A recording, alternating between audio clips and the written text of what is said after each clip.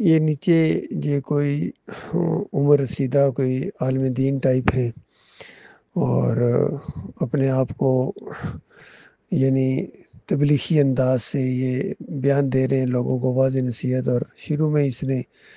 امام غزالی کا حوالہ دیا ہے کہ امام غزالی کہتے ہیں کہ ہمیں یعنی ایمان ملا ہے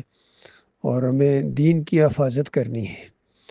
تو اصل معاملہ اس کا بالکل الٹا ہے، نہ ان کو ایمان ملا ہے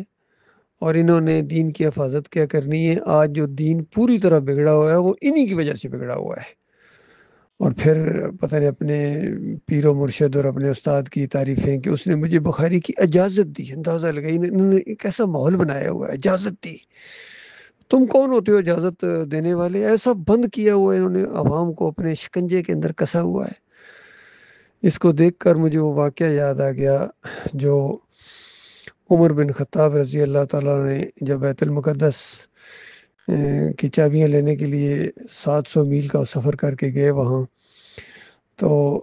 وہاں ایک بات مشہور تھی کہ ان کا ایک عیسائیوں کا کوئی پادری تھا، بہت زیادہ مشہور تھا، عبادت کرنے والا، کہ پورا سال اپنے حجرے کے اندر عبادت کرتا ہے اللہ تعالیٰ کی، اور سال میں صرف ایک مرتبہ کوئی کھڑکی کھولتا ہے جس سے لوگ اس کا دیدار کرتے ہیں، اور بہت ہی زیادہ لوگ انتظار میں ہوتے ہیں، اس کی ایک جھلک دیکھنے کے لیے بےتاب ہوتے ہیں۔ تو ان دنوں میں وہ دن نہیں تھے جس میں وہ اپنا دیدار کراتا ہو، تو کچھ لوگوں نے اس کو کہا کہ یہ امیر المومنین آئے ہوئے ہیں، مسلمانوں کے امیر ہیں، تو ظاہری بات ہے اب آئے ہیں اتنی دور سے، 700 میل دور سے یہ سفر کر کے آئے ہیں، اور یہ بھی بہت زیادہ درویش قسم کے ہیں، بہت زیادہ اللہ والے ہیں، آخرت کے چاہنے والے، اور دنیا سے ان کو کوئی رغبت نہیں ہے۔ تو اگر ان کی وجہ سے تم اپنا دیدار کرا دو تھوڑا سا وہ کھڑکی کھول کے، تاکہ وہ بھی دیکھ لیں آپ کو، چونکہ آپ کی بندگی کی اور عبادت کے قصے بڑے مشہور ہیں۔ تو عمر رضی اللہ عنہ بھی بات پہنچی تھی، یعنی وہاں جب گئے تو اس علاقے میں ایک ایسا آدمی ہے، تو انہوں نے کہا کہ اس کو کون ذرا میں دیکھوں اس کو، تو جب اس کی طرف یہ بات پہنچائے گی کہ اس طرح مسلمانوں کے امیر ہے وہ تمہیں دیکھنا چاہتے ہیں، تو اگرچہ وہ وقت نہیں ہے لیکن ان کی وجہ سے ذرا کھڑکی کھول دو۔ تو اس نے کھڑکی کھولی اس موقع کے اوپر، تو عمر رضی اللہ عنہ اس کی طرف دیکھ رہے ہیں، بالکل اسی طرح جس طرح میں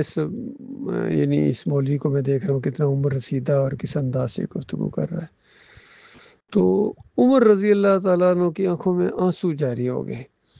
اور لوگوں نے یہ سمجھے جو قریب تھے کہ شاید کچھ ان سے کچھ متاثر ہو گئے ان کی عبادت سے، چونکہ خود بھی بہت بڑے عبادت گزار ہیں اور اس کی عبادت تو بہت ہی عجیب ہے، کچھ عمر رضی اللہ عنہ متاثر ہو گئے۔ تو کسی نے کہا امیر المومنین یہ یعنی عیسائی ہے، یعنی یہ مومن نہیں ہے،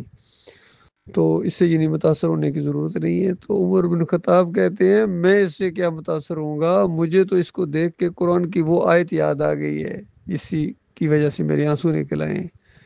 کہ مالک فرماتا ہے عاملۃ ناصبات تصلی نارا حامیہ، عمل کر کر کے تھک جائیں گے لیکن جہنم کی آگ سے نہیں بچ سکیں گے۔ بالکل ان کا یہ معاملہ ہے، جس طرح ان کا ایک عبد الوہاب جو پچھلے چند سال پہلے وہ مرا ہے،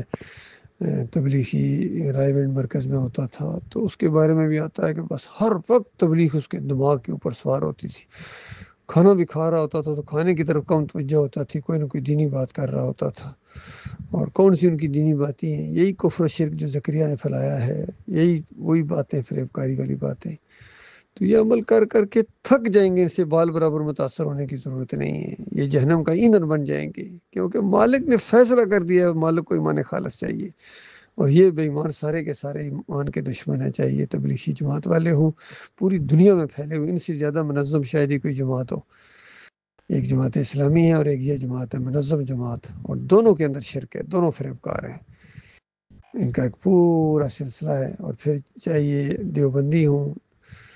چونکہ تبلیغی جماعت بھی دیوبندیوں کی ایک شاخ ہے، اور دیوبندیوں کو اپنا ایک سلسلہ ہے، اس کے اندر پھر دو گروپ ہیں، حیاتی ہیں اور مماتی ہیں۔ قاسم نانوتوی سے یہ شروع ہوئے ہیں، اس کے بعد محمود الحسن، شبیر احمد عثمانی، آپ خود سوچیں کتنے قصے ہیں اور کتنے چرچے ہیں ان کی عبادتوں کے اور ان کی دینی خدمات کے، ہزار کتابوں کے تو اشرف علی تھانوی مصنف ہے، اندازہ لگائیے کم و بیش۔ لیکن عقیدے ایسے غلیظ عقیدے ہیں ان ظالموں کے، ابھی آج کے دور کا تقی عثمانی ہمارے سامنے اس کی بیانات سنیں کتنا ایک یعنی لوگ اس کو متقی اور پرہیزگار سمجھتے ہیں، لیکن ایسے غلیظ عقیدے ہیں اس کے. طارق جمیل کی مثال آپ کے سامنے، طاہر القادری، یہ سارے گندگی کا ڈھیر ہیں. یقین کیجیے ایسا شرک ہے ان کے اندر، ایسے مشرک ہیں، ایسے غلیظ مشرک ہیں یہ بے ایمان.